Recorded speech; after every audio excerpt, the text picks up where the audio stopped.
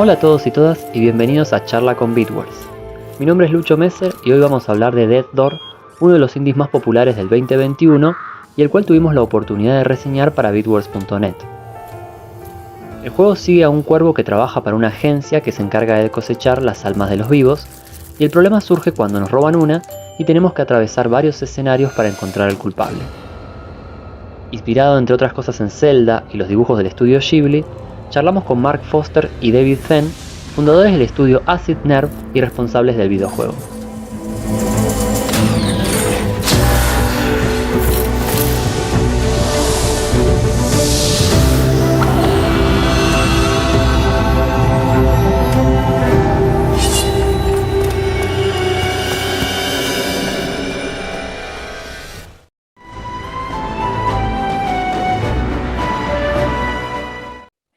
I think we kind of just approached it from an angle of making a game that we wanted to make. So early on, we just kind of we felt in the mood to make a game. We tried out some early ideas, and then we just we pitched it to Devolver, figured out how to make it happen, and then just month by month, we made things that made us interested and kind of designed the world around what we felt like would make a game that we wanted to play.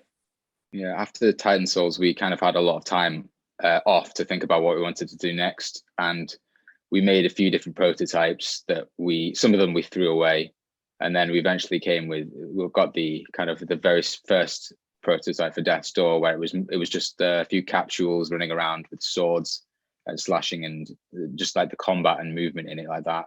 And then we made like a little pitch demo over maybe 3 to 6 months, something like that, and then pitched that to Devolver before we got their funding to go and make the full thing.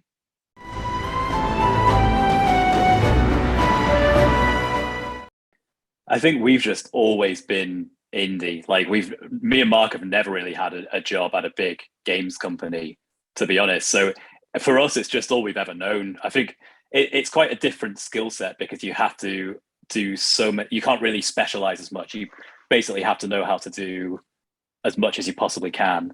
But yeah, I'm not really sure if either option would be easier or harder. But for us, I feel like we've just always, I think we've always wanted to make our own ideas, which is a good thing about being indie. You can kind of make exactly what you're interested in. But yeah, it's just all we've ever known, really. Yeah, it's fun to be able to just do whatever you want, and you're your own boss as well, which is good.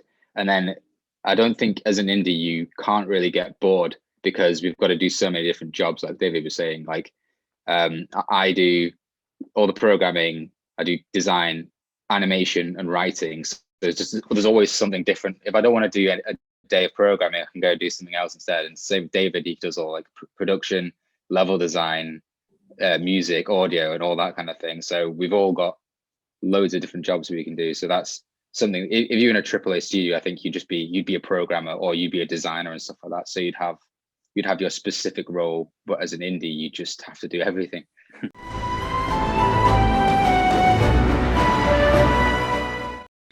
I think we had just as much freedom with Titan Souls as we did with Death's Door. We did expand things a bit, but we were quite careful to not expand too much. We're still a very small and I guess kind of agile team. We basically used the help of Devolver to expand in terms of our art budget. So we did bring on a few more freelancers, but other than that, I'd say that the process was quite similar from start to finish. So we still had the same kind of creative approach without, we were kind of in charge of all the decisions, and we had freedom on everything we wanted to do.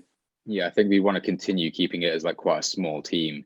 But I think the difference between Titan Souls and Death's Door was like our experience and our confidence in what we were doing. Because when we were making Titan Souls, it was obviously our first funded game, first like bigger project to do.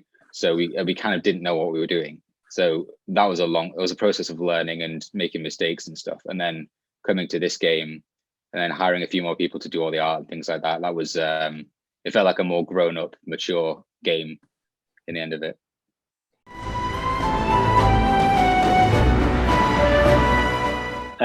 Yeah, definitely. I think it's kind of when we were making Titan Souls, it did feel like we were passionate about making that kind of brutally difficult game where you're really testing someone's skill. And I think it's almost just that our tastes have changed a little bit as we've been making games for longer and, playing games for longer as well, and just growing up a bit. I think we're both a little bit less interested in something being brutally difficult. We still like providing an intense experience, but maybe not necessarily as punishing of an experience.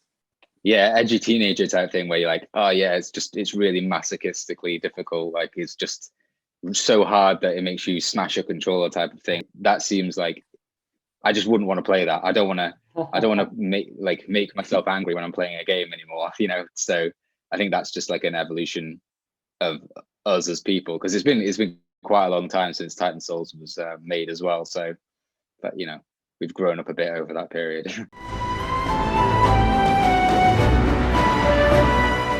I think a lot of that revolved around finding our lead artist, which is Fritz Olsen, and he like did all the art direction for the game and came up with like the kind of vibe.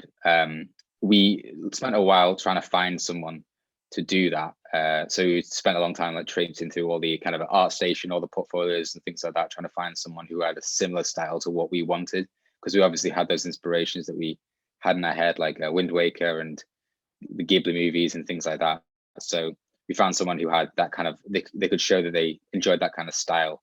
And then Fritz, he just took that and fleshed out all the kind of visual aspects of the game and the sort of vibe of the world, and it all kind of just spawned from that.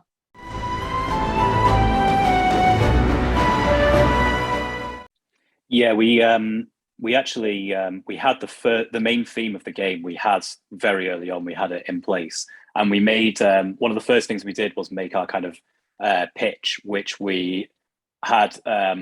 We fully fleshed out the music in that as well, and figured out what we wanted the tone and the feeling of the world to be. So from very early on, we did have that mood down for the music, and we. Me and the artist Fritz, we would often share work with each other. So he would sometimes be making pictures while listening to some music that I'd made, or I'd make music while looking at some of the art he'd made. So we kind of like to, channel it both ways, like take inspiration from the visual element and the audio element.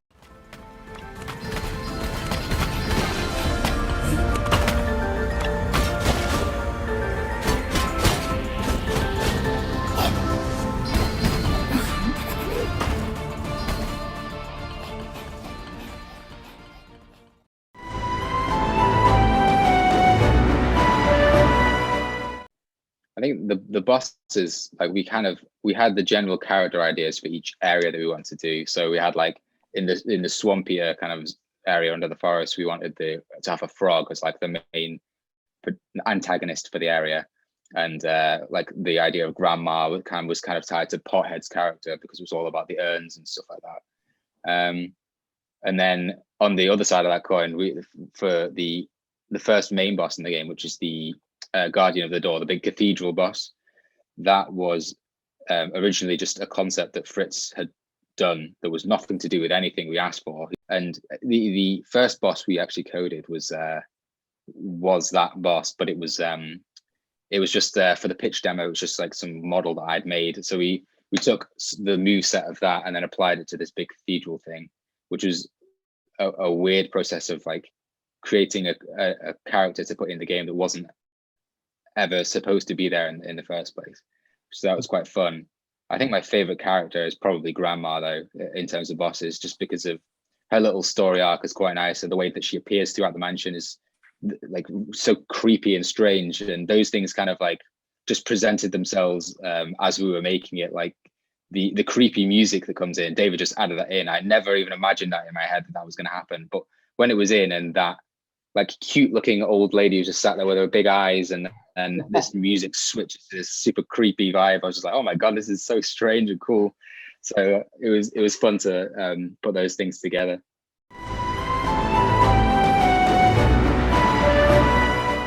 For me, I think we prefer to just make new things all the time. We want to move on. So like Titan Souls is done. It was fun when we made it, but like going back isn't going to be, we can't really do anything new with it or explore any new ideas. So I don't think we want to go back and do anything more with it. So we probably just like move on to the next thing, and that can just stay as it is in history. My brain is always like, oh, what do I want to make in the future that's new and exciting? So I'm always thinking about the next new thing rather than revisiting old things. But I do like that we were able to kind of have some links to Titan Souls, because that does feel like we still want to satisfy people who have been fans of our games from the very beginning. So that's quite important to us. But yeah, we'd rather do that with new things rather than remake old.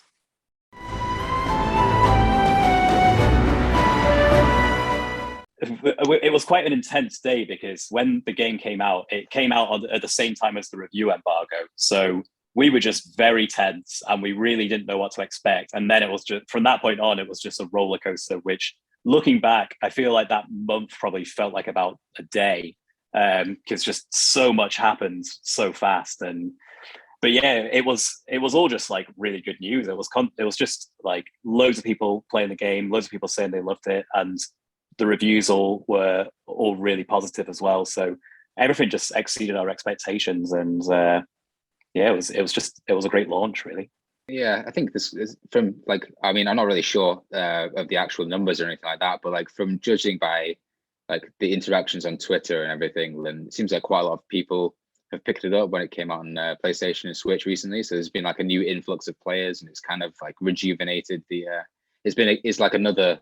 It's the same as the launch day, but again, really, it's just been a repeat of that. So it's been nice to have more people discovering the game and then sending us their screenshots and like things that their comments and things like that. So it's been fun.